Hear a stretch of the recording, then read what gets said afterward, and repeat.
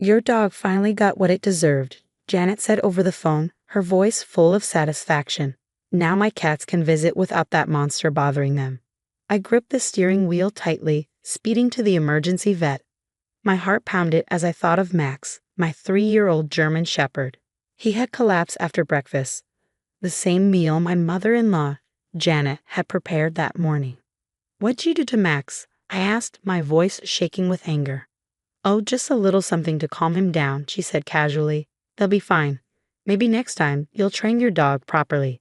I couldn't believe what I was hearing. Janet had always disliked Max, but this was beyond anything I imagined. Max wasn't just a pet. He had been my comfort after my husband, Mike, and I lost our baby. But Janet never understood. She hated Max, saying he was a poor substitute for the grandchild she would never have. As I reached the clinic, his staff rushed out with a gurney. "Mrs. Mitchell," Dr. Santos greeted me. "We need to run tests right away. Do you know what happened?" I swallowed hard, explaining how Max had collapsed and how Janet had just called, bragging about putting something in his food. Dr. Santos's face darkened. "We need to document everything. This is a crime." My phone buzzed with messages from Janet. "Dogs are replaceable. Maybe now you can focus on giving me real grandchildren. Mike never wanted that mutt anyway." I forwarded the messages to the vet, then called Mike. My hands were shaking. "Anna? What's wrong?" he asked. "Your mother poisoned Max," I said. She just admitted it. Silence. Then finally, that's impossible." "Check your messages." I recorded her call. He exhaled sharply. "I'm on my way." Dr. Santos returned with x-rays. "We found small capsules in Max's stomach. We're sending them to the lab." This was done on purpose. "Will he survive?"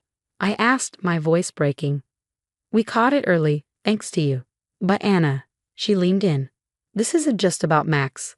People who do this often escalate. You need to be careful." Mike arrived, his face pale as he looked at the evidence. "I never thought. I knew Mom didn't like Max, but this." "She didn't just dislike him, Mike," I said, pulling away from his touch. "She tried to kill him. She enjoys hurting people." My phone buzzed again. Another text from Janet. "A dog isn't a child, Anna. Time to grow up." I showed it to Mike. His expression hardened.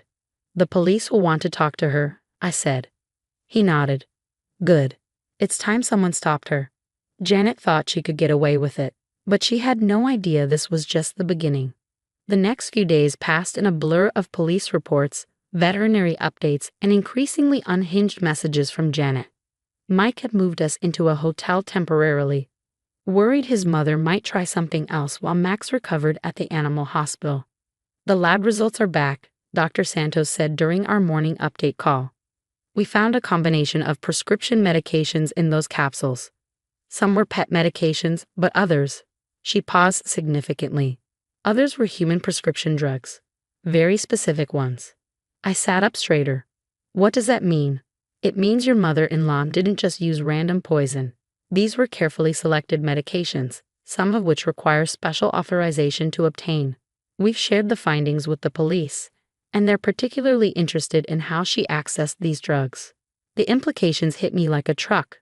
Janet worked as a receptionist at a medical clinic. Had she been stealing medications? The thought made me sick. Mike was meeting with a detective when I arrived at the animal hospital to visit Max.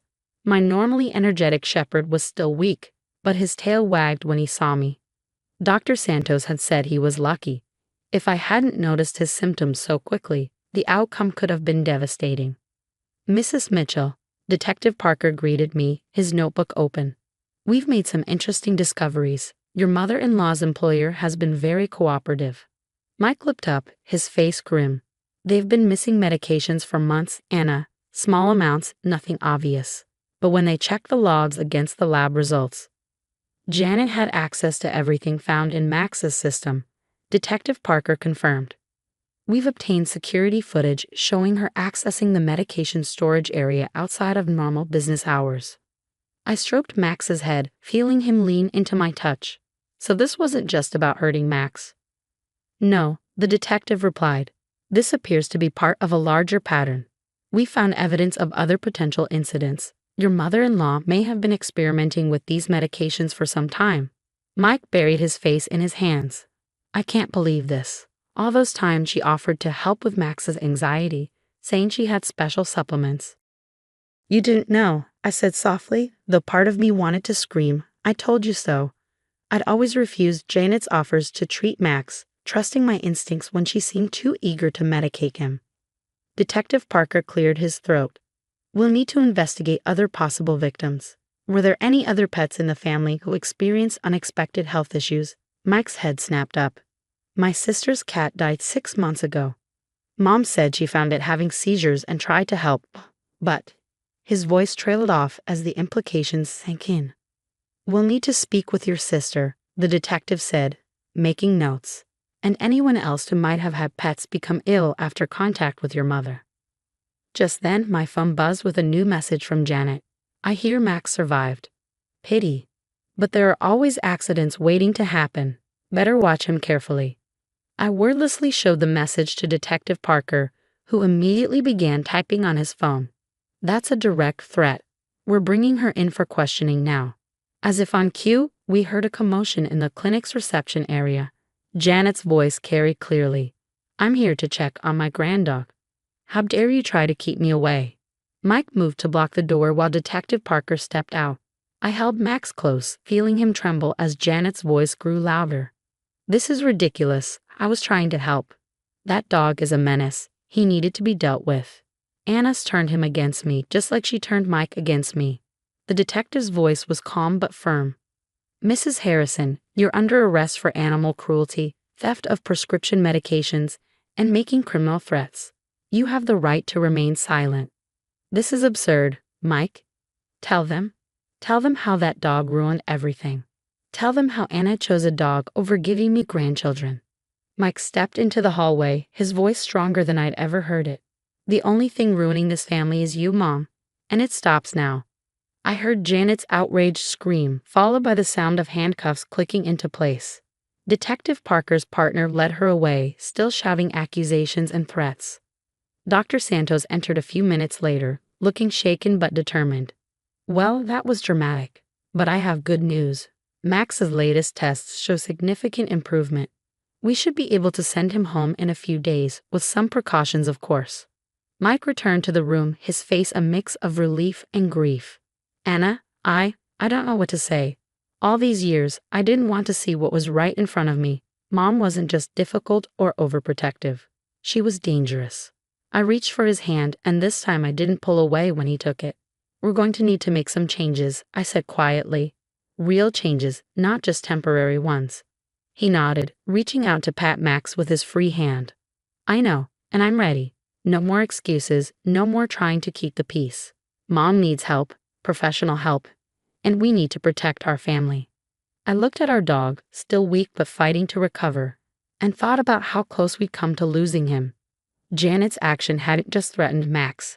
They'd revealed a darkness that had been poisoning our family for years. But as I watched Mike gently comfort our dog, I realized something had shifted. Sometimes it takes a crisis to open our eyes to the truth.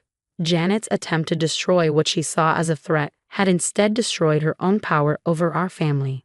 The detective's words lingered in my mind. This wasn't over yet. They were investigating other potential victims, and Janet's threats suggested she wasn't done. But for the first time in years, I felt like we were finally facing the problem together instead of letting it tear us apart. The months following Janet's arrest brought changes I never expected. The investigation uncovered a disturbing pattern. 3 other pets in the neighborhood had died under suspicious circumstances, all after Janet had helped watch them.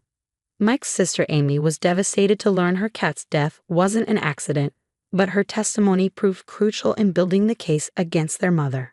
The DA is offering a plea deal, Detective Parker informed us during a follow-up meeting. Given the evidence and the multiple victims, Janet's looking at serious charges. The clinic is also pressing charges for theft of controlled substances. Max had made a full recovery, though he remained wary of strangers near his food.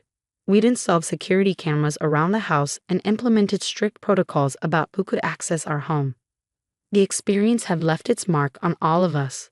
She's still claiming it was all for the family's good, Mike said, shaking his head as we left the detective's office. Says she was trying to fix our family by removing the distractions. I watched as he knelt to greet Max, who was waiting in our car. The bond between them had grown stronger through this ordeal.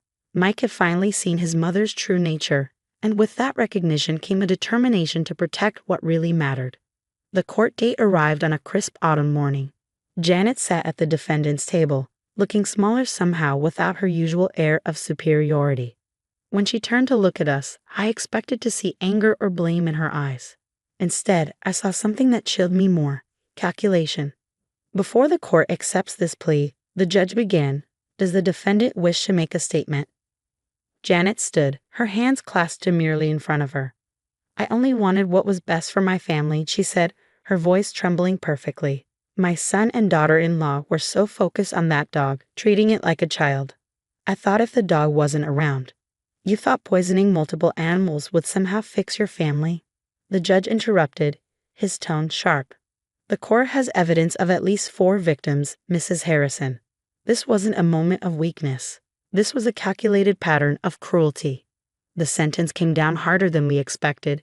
3 years in prison, mandatory psychiatric evaluation, and a lifetime ban on working in medical facilities or owning pets. Janet's practiced composure finally cracked. This is your fault, she screamed as they led her away. If you'd just given me grandchildren instead of wasting time with that stupid dog. Mike stood up, his voice carrying clearly across the courtroom. No, Mom, this is your fault. And until you understand that, we can't have you in our lives. Outside the courthouse, Amy approached us with tears in her eyes. I'm so sorry I didn't believe you about Mom sooner, she told me, hugging me tight. Thank you for stopping her before she could hurt anyone else. Life gradually settled into a new normal. We moved to a house with a large fenced yard where Max could play safely. Mike started therapy to process his complicated feelings about his mother. Slowly, we began to heal. One evening, as we watched Max chasing fireflies in the backyard, Mike turned to me with a serious expression. You know what I realized? He said softly. Mom was wrong about everything. Max didn't prevent us from having a family. He helped us create one. He showed us what unconditional love really looks like. I leaned against him, thinking about how far we'd come.